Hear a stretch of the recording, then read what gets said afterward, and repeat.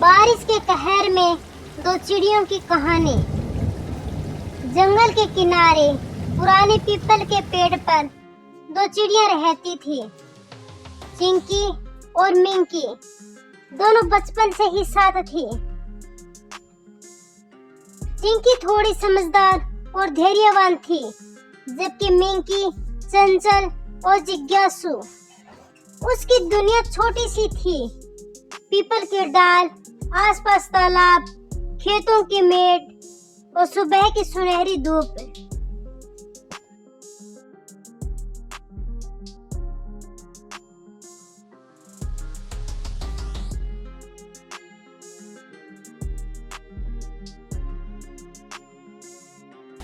उस दिन सुबह से ही बारिश ने अपना रूप दिखाना शुरू कर दिया।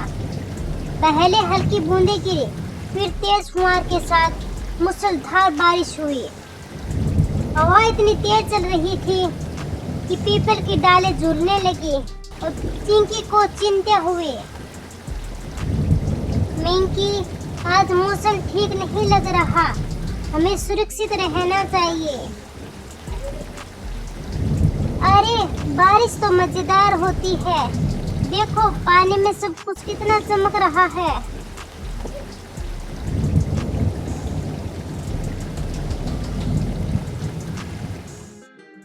लेकिन यह साधारण बारिश नहीं थी। कुछ ही घंटों में नाला उफान पर आ गया, खेतों में पानी भर गया और तालाब किनारे भी छलकने लगे। पीपल के नीचे की जमीन दलदल हो गई।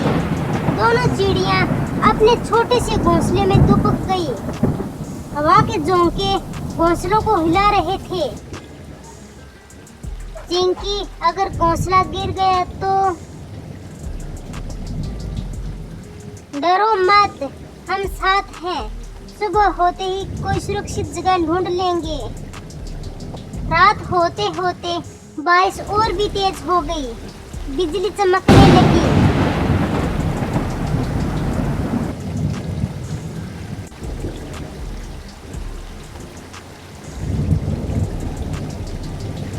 सुबह हुई, लेकिन सूरज के दर्शन ही नहीं हुए।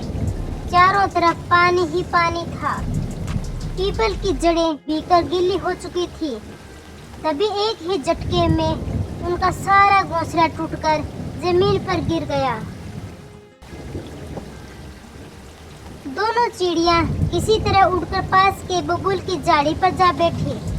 बारिश की मार से उसके पंखें पूरी तरह भीग चुकी थी।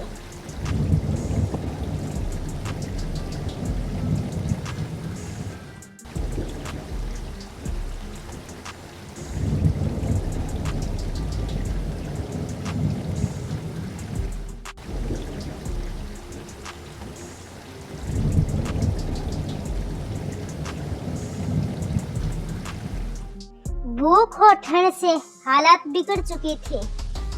कीड़े और मकोड़े पानी में बह गए। मिंकी की आंखों में आंसू बहने लगे।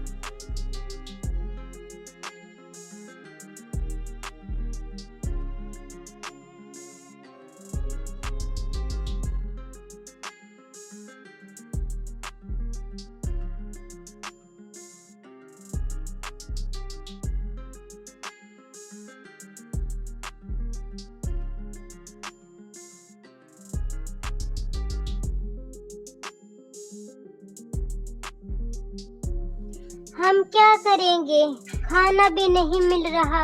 मुझे तो बहुत तेज भूख लग रही है, साथ में ठंड भी लग रही है। हिम्मत रखो, हर मुश्किल का कोई ना कोई रास्ता तो जरूर निकलेगा।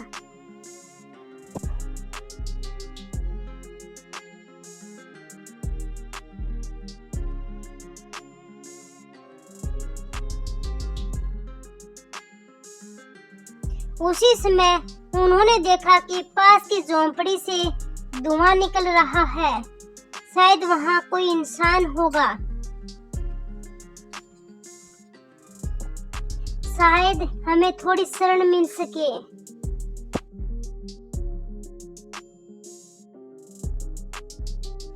झोंपड़ी में एक बूढ़ा किसान रहता था, रामू काका। बारिश से बचने के लिए उसने छप्पर को ठीक से बांध रखा था। दोनों चिड़िया छप्पर में जाकर बैठ गई।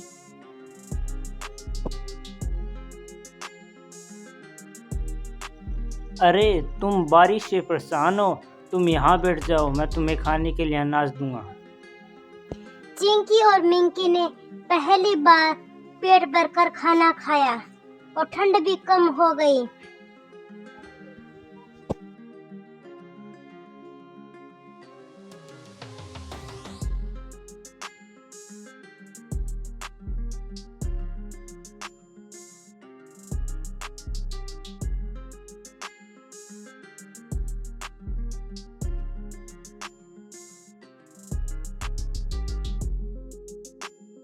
तीसरे दिन अचानक तेज हवा के साथ बाढ़ का पानी झोंपड़ी की ओर बढ़ने लगा।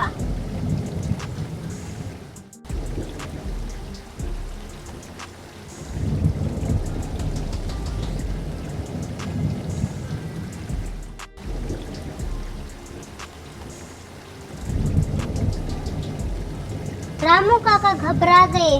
उसे कुछ समझ नहीं आ रहा था कि वह अब क्या करे।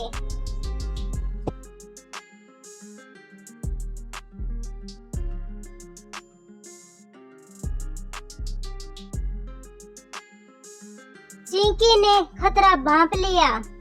मिंकी, हमें रामू काका को सावधान करना होगा, नहीं तो बाढ़ का पानी झोंपड़ी के अंदर आ जाएगा। मिंकी, हम तो इतने छोटे हैं, हम रामू काका की मदद कैसे कर सकते हैं? बाहर तो बारिश बहुत तेज आ रही है। तुम चिंता मत करो, मैं बाहर जाकर देखती हूँ बाढ़ का पानी किस तरफ जा रहा है।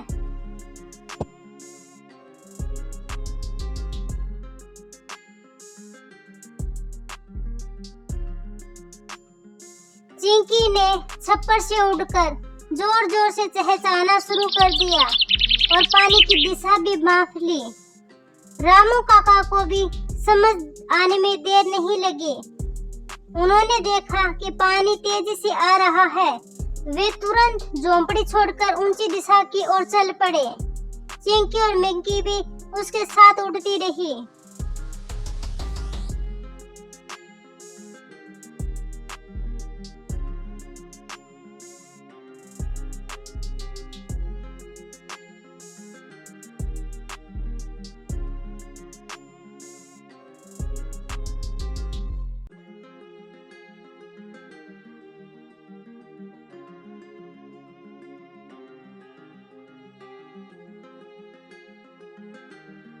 थोड़ी दूर जाकर सुरक्षित स्थान भी मिल गया,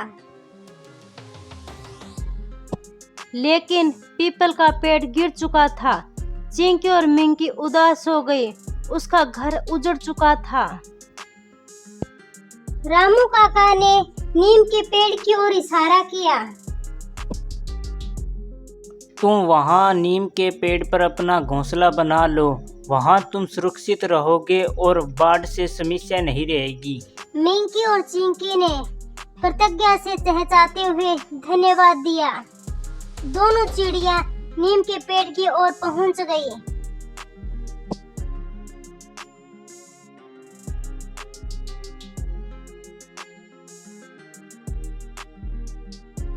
उन्होंने तिनके इकट्ठे किए, सूखी घास लाई, मिलकर एक नया घर बनाया।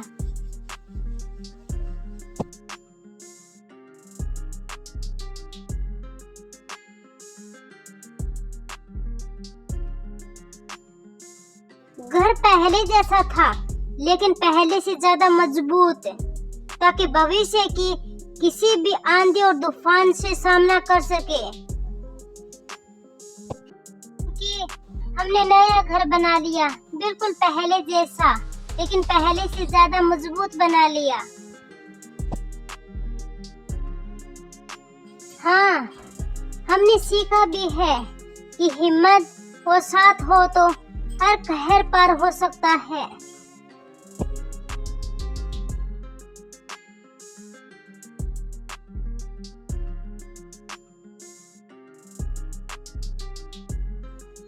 कुछ कुछ दिनों बाद जंगल फिर से हरा भरा हो गया, नए पत्ते निकल आए, तालाब शांत हो गया।